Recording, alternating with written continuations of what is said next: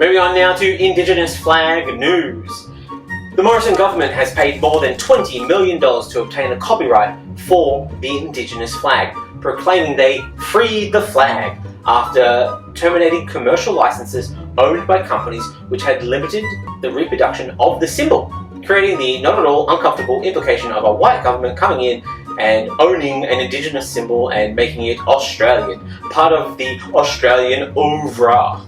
But there is likely nothing to worry about since we've never had any of those kinds of problems in this country before, ever.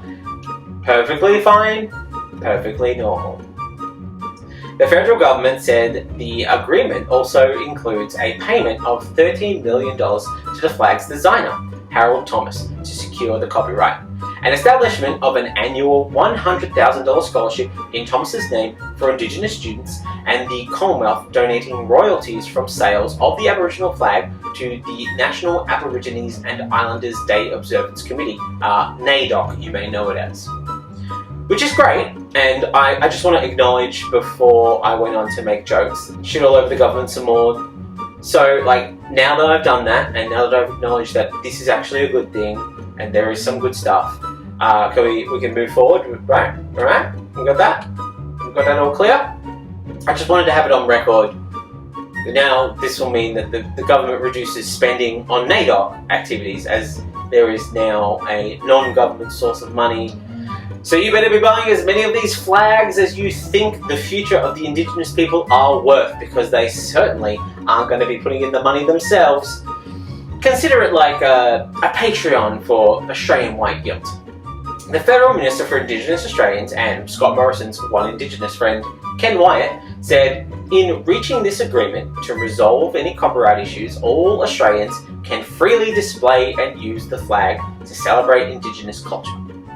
Now that the Commonwealth holds the copyright, it belongs to everyone, and no one can take it away. Morrison said in a statement, the Aboriginal flag will now be managed in a similar manner to the Australian national flag, where its use is free, but must be presented in a respectful and dignified way.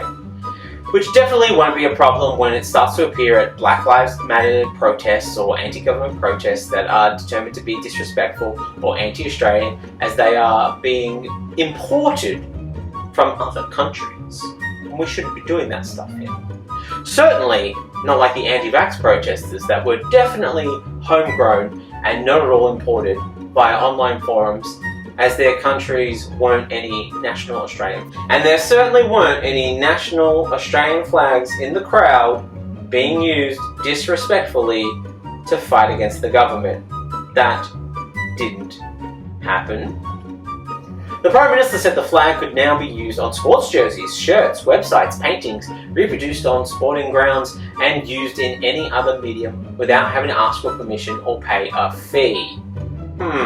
Which, given all the fees which go towards the funding of NAIDOC activities and sports events, would probably pay the most money to license the flag, really they should be required to make donations at the very least in place of the fees that they would normally pay. I'm not saying that I already told you so, but hey, I told you so.